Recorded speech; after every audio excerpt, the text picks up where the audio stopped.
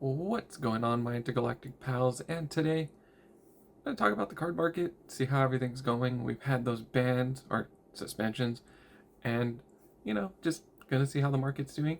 But before we get into that, as always, please like, comment, share, subscribe. Everything helps. And check out my other stuff I've done. I have weekly gameplay when I can get some. I'm doing judge rules and talking about the market. With that being said, let's get into it.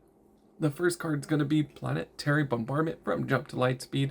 It has gone down about 2%, which is only maybe like $2-3. But that's still not too bad if you're looking to pick them up. $22 isn't too bad. I mean, they started fairly high, and now they're apparently at one point they're 17. They went up to 26, and now they're back down to 25. I think the decline in this card was because Jango Fett is not, premier legal anymore, or standard, or however you want to call it. But they're still being played. I mean, you still have the Spotlight deck Boba that does want to run this. There's, I know someone was playing Vader Red. I don't know if they're, or Vader Green. Of course, Vader's red. Vader Set 1 starter deck Vader was running this. I run it when I play a red deck. It is a good card. It's very strong. But I don't think it's going to stay at $20. I feel like it still might be going down. So I think this card will probably hit like a $15 mark. The next card I'm going to talk about is Devastator Hunting the Rebellion. Another card from Jump to Lightspeed. This card has a very interesting uptick. I guess, again, it goes back to this was really good for Jango Fett.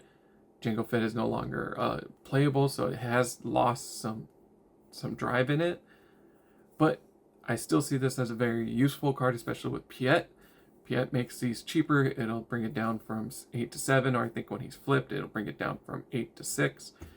Again, Villainy Red, anything with red and Villainy, it's still a really good card, but it's not. It's for 2 more. You could get the you could play the Green Devastator and just destroy a unit. That is very problematic, but it still has been seeing an increase. It did drop down to $24. I think it'll still hold at $22. It's still a very, really good card, especially when we have Legends of the Force coming out. We don't know what other indirect things we're gonna get. We might get a new card like Force Push, or another Force Choke, potentially, that does indirect damage. Have to wait and see. Another Jump to Lightspeed card, Han Solo. He took a really bad dive. He started at a $15 card, went down to 14, and he's trying to even out again, back at 15. Normal price right now, it looks like a lot of people are selling around $18, $19. I don't know if people are going to keep playing this. I know right now the meta is shifting more back into Sabine, which kind of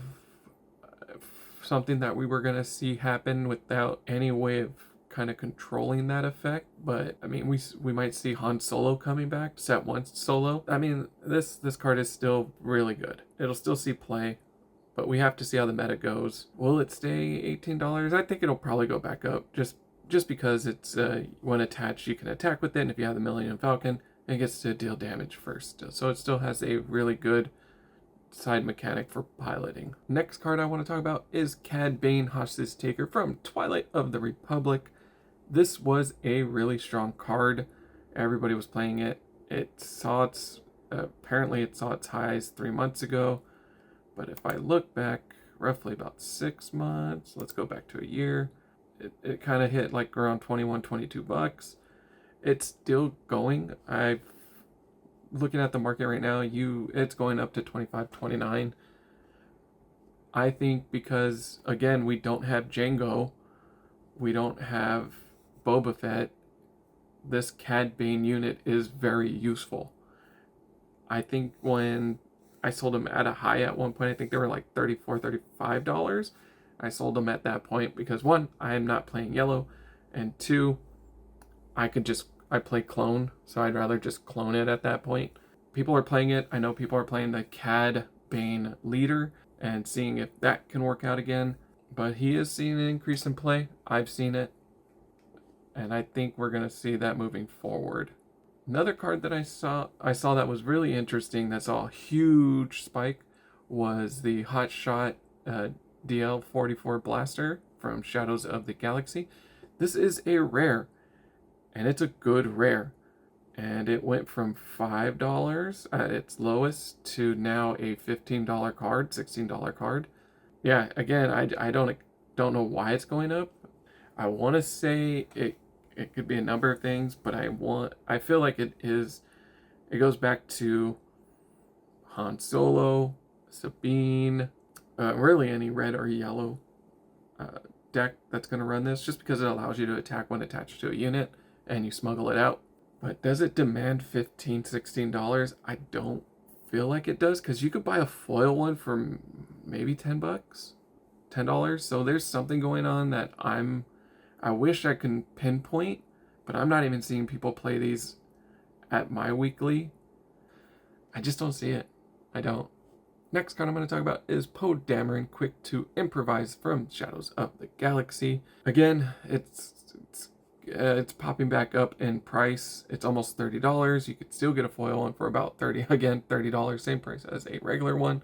Again, Sabine is now a new prominent leader back in play.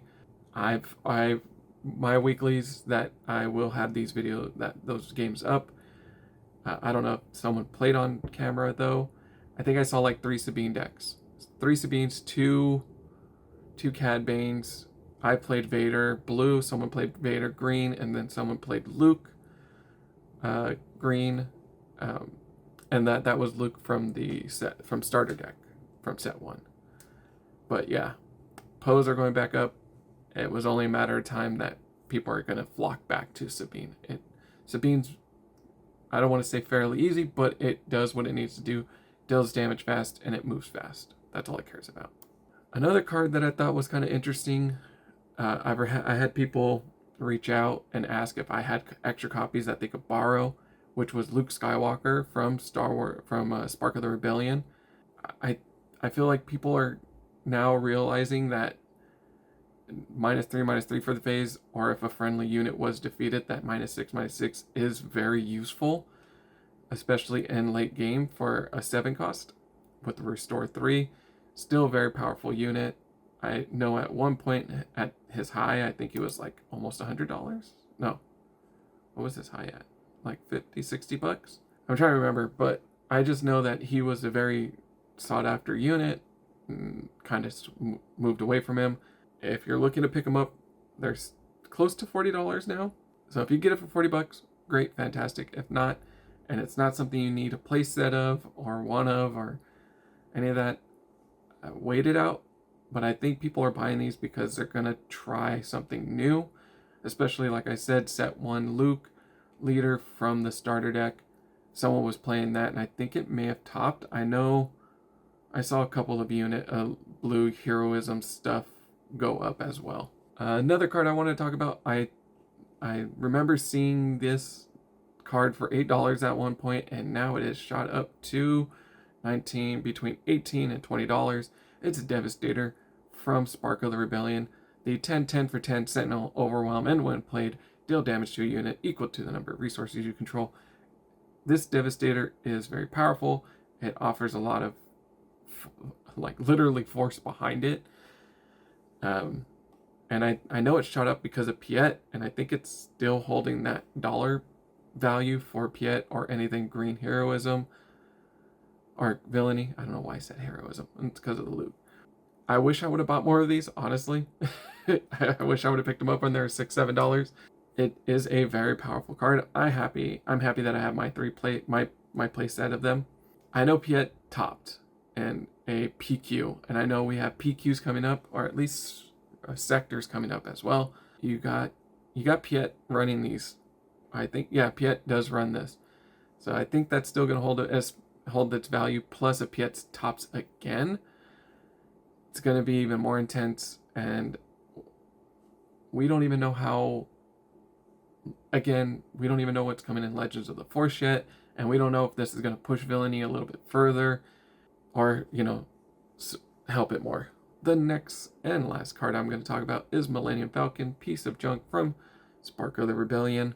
It's still going fairly high. It has increased in value over time, and it's now around like $39 to $40 just for one. So this Millennium Falcon has the same price tag as a Luke or a Vader from that set. It's played in Han. It's played in the new leader Kaz. Makes it forget their ability, and things. It's just a good card. 3 for 3/4. It comes in ready, so you can swing with it. Then if you're playing Kaz, you can make the unit forget its effect. So then you don't have to pay the 1 at the beginning, and it's a whole thing.